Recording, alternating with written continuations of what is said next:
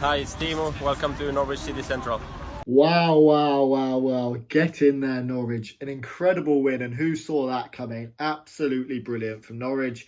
What a game of football as well. Brentford 1, Norwich City 2. Goals from Matthias Norman. A lovely goal from him. Timu Pukki then scoring a penalty.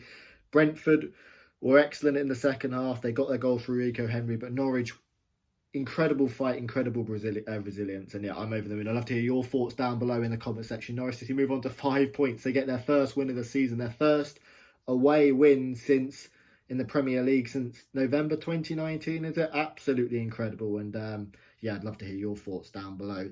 The ground as well. Full credit to Brentford. They played their part in a magnificent game. The fireworks are going off. Everyone's celebrating, of course, a Norwich City win.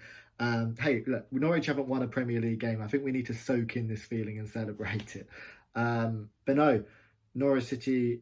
I mean, in that first half, Norwich were amazing, and from the in terms of how you describe those two halves of football, it really was a tale of two halves for Norwich. The first half they were brave, created lots of opportunities. The second half, Brentford had it most their way. But all you want to see from a team is just show some bravery on the ball and resilience, and that's what Norwich City showed. So I'm over the moon with that. It was a physically draining game, an emotionally draining game. Norwich City were more streetwise as well. The amount of times Matthias Norman went down, whether it was through what he seemed to suggest was a broken finger or a broken toe. Norwich had to be streetwise. They had to show real personality on the pitch, and they did that. And I'm so happy for Daniel Farke because it's been incredibly difficult for him.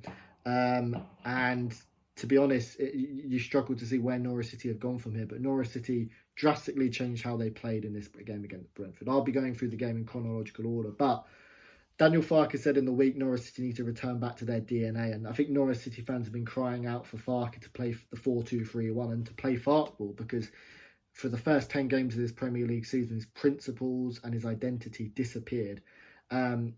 But what we saw today is those principles come back, and Norwich City played the 4-2-3-1, which has been so successful for them for the first time this season. And look, it's not as simple as saying, well, Norwich played the 4-2-3-1, they won the game, because fundamentally what Norwich City changed tactically in this game is that they were pressing a lot higher up the pitch. Lees Malou pressing a lot higher.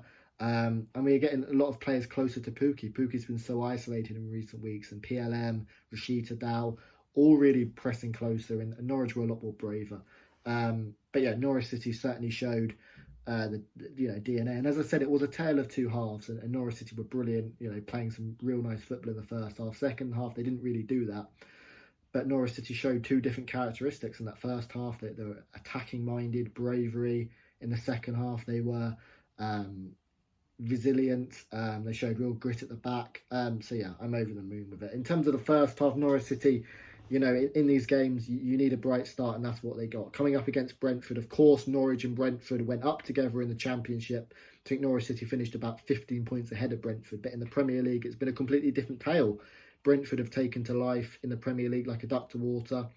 I think they're 12, 13 points from their first 10 games, and Norwich have had 2.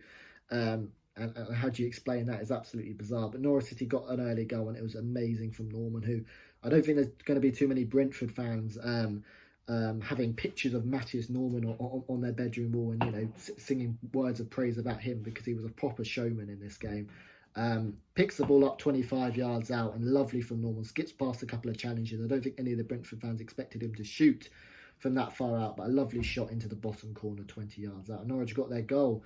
And Brentford, that was a really poor first half display. They looked a little bit lost. Omar Bamadeli and Ben Gibson were superb at the back, as was Brandon Williams.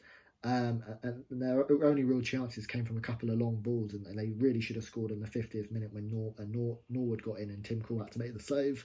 And then a key moment just before the 30th minute, Norwich City got that second goal.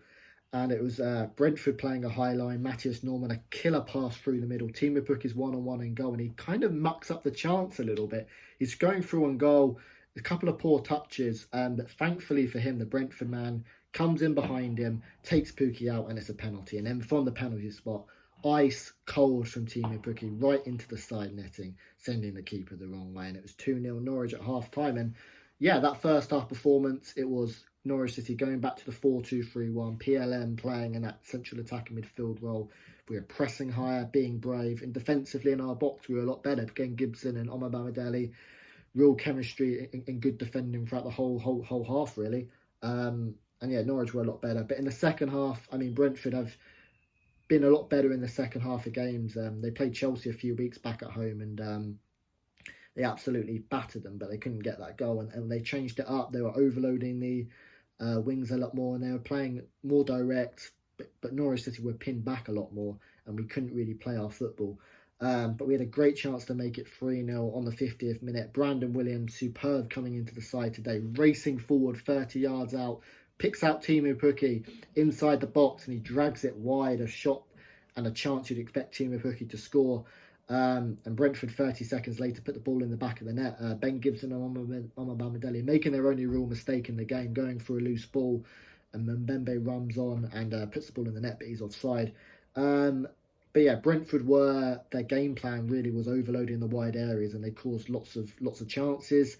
Norgard again, Tim Krul had to make an amazing save from the corner. But on the hour mark, a really poor bit of defending. Max Aarons completely loses his man. Really bad defending. They make an overload. As I said, that's what they were doing the whole game. Rico Henry, I think their left wing back, or certainly one of their defenders, comes in and puts it in on the hour mark, and suddenly it's Brentford 1, Norwich 2. The Brentford Stadium was really building. It was an amazing atmosphere, and it led to a really entertaining last 30 minutes of football where Norwich City had to be resilient, and they were.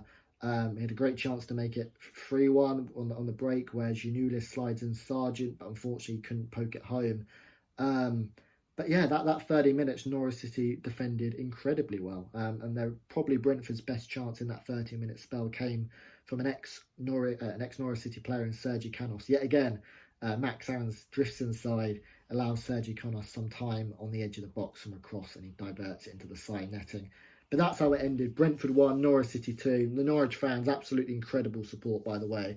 And the Norwich City fans have been great all season. They've really stuck by the team within the 90 minutes, and I'm so pleased for Daniel Farke as well, because there's nothing more I want it to work out for Daniel Farke. And from 18 losses out of the last 20 Premier League games, it's looked pretty bleak. But Farke returning to his philosophy. Norwich were brave and resilient. They showed all the characteristics of a really good win, and I'm absolutely buzzing with that. In terms of player ratings, Tim Krul was excellent, an 8 out of 10. Omar Bamadeli and Ben Gibson, 8 out of 10. Andrew Omar Bamadeli, what a young man he is. Brandon Williams, 8 out of 10, he was excellent. Max Aarons, maybe a 6 out of 10, not his best game. Norman in the middle of the pitch was streetwise, was competitive, was absolutely incredible. 8 out of 10 from him. Kenny, 6 out of 10. Lees Malou, real good performance from him, 7 out of 10. Dow, 6 out of 10. Rashita, 6, 7 out of 10. Pukki, 7 out of 10. But to be honest, my man of the match from the game has to be Big Andy, coming in and was excellent in terms of sweeping up the balls. Up against Ivan Toney as well, a really good job. But yeah, that's my assessment of the game. I'd love to hear your thoughts down below on the comment section and what that win means to you. I think we deserve to celebrate it, the first away win in 2 years. The fireworks are off. Everyone is happy in the world, and let's hope Norwich City can continue this good momentum. They showed bravery, they showed real resilience, and I'm over the moon. Thank you for watching this match review. Brentford 1, Norwich City 2, and I'll see you later.